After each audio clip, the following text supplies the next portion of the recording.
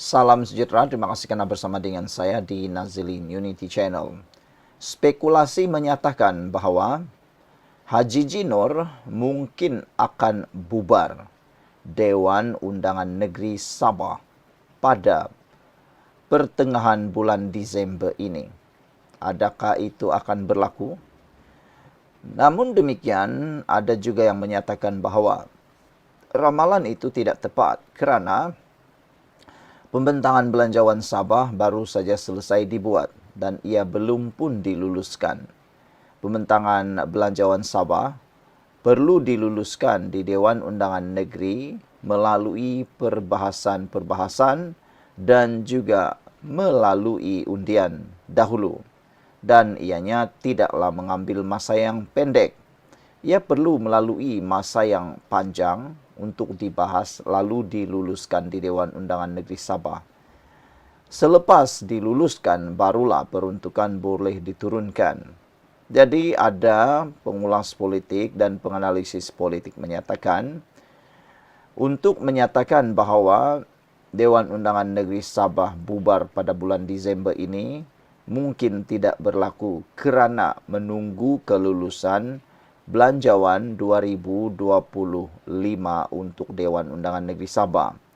Kerana seperti yang dinyatakan oleh Safi Afdal, Belanjawan Sabah kali ini seperti gula-gula pilihan raya.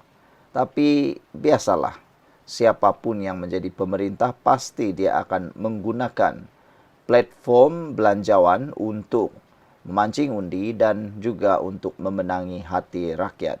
Takkanlah tak ambil peluang kan, itu peluang untuk memancing hati rakyat dan lebih daripada itu memberikan perkhidmatan yang terbaik melalui belanjawan yang disediakan. Persoalan besar hari ini, Haji G bubar Dewan Undangan Negeri Sabah lebih awal. Dakwaan rasuah melibatkan beberapa adun di Sabah nampaknya terus menjadi isu hangat. Malah semakin hari semakin menghangat. Selain beberapa adun, nama Ketua Menteri Haji Jinor juga turut dikaitkan sama dengan perlakuan rasuah itu. Di samping rakaman audio yang didedahkan oleh seorang pemberi maklumat, sudah bertebaran di media sosial, SPRM sendiri sudah memulakan langkah melakukan siasatan. Sehingga ini dilaporkan, seramai 5 adun Sabah sudah diambil keterangan oleh SPRM. Beberapa pemimpin UMNO kemudiannya tampil mendesak agar siasatan menyeluruh dilakukan SPRM dalam isu berkenan.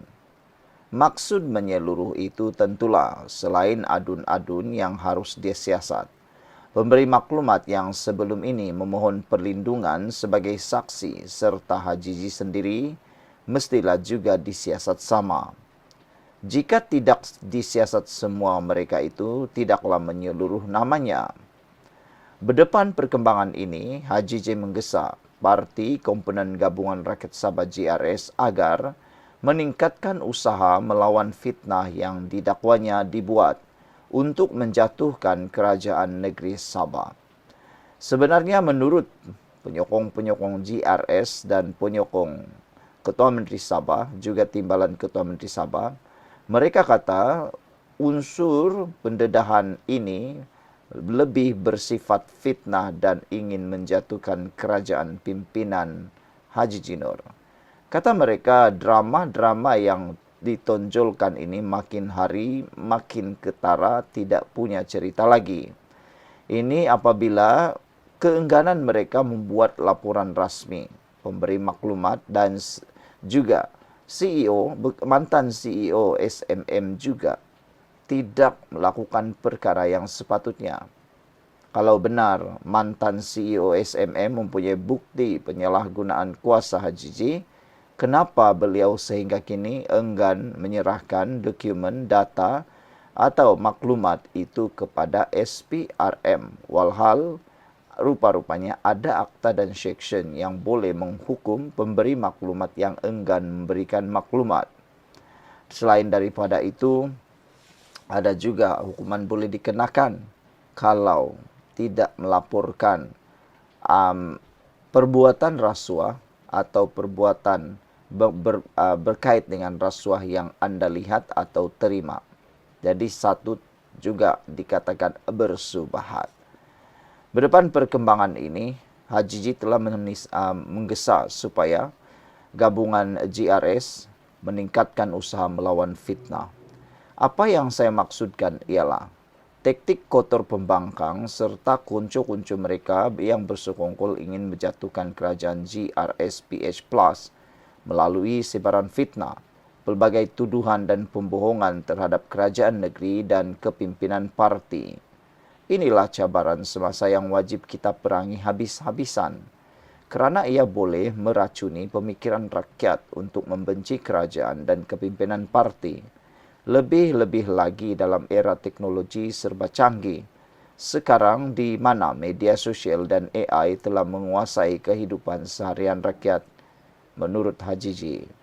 HJJ menegaskan demikian susulan kenyataan bekas CEO Sabah Mineral Management SMM Sdn Bhd John T. Inggihon yang mendakwa beliau memiliki bukti bahawa Ketua Menteri Sabah itu menyalahgunakan kuasa dan masuk campur dalam proses permohonan lesen penerokaan mineral di negeri itu. Apa yang nyata, mungkin secara kebetulan PRN Sabah bakal diadakan tidak lama lagi dengan tempoh akhirnya sebelum Oktober tahun depan. Isu rasuah ini tentunya akan terus menghangatkan suasana politik negeri ini. Pokoknya, politik Sabah tidak akan aman sehingga tarik PRN diadakan. Apalagi HJJ sendiri sedar bahawa isu rasuah ini ditaksirkannya hanya bertujuan untuk menggugat kerajaan negeri pimpinannya menjelang PRN akan datang. Dengan itu, HJJ pastinya sekarang ini paling tertekan dengan isu rasuah yang timbul secara tiba-tiba ini. Dalam apa keadaan sekalipun, beliau tiada pilihan lain selain harus mempertahankan kerajaan pimpinannya dalam PRN akan datang. Tetapi jika isu ini berterusan menjadi percakapan dan hari demi hari makin banyak perkara mengejutkan berlaku, mampukah beliau bertahan? Lalu sebagai jalan pintas untuk mengekalkan kuasa dan mengelakkan keadaan bertambah buruk, apakah mungkin HJJ akan membubarkan Dewan Undangan Negeri Sabah lebih awal? Apakah PRN Sabah bakal diadakan sebelum berakhirnya tahun 2024 ini? Atau barangkali seawal Januari 2025? Sekian untuk kali ini. Jangan lupa tinggalkan komen Anda.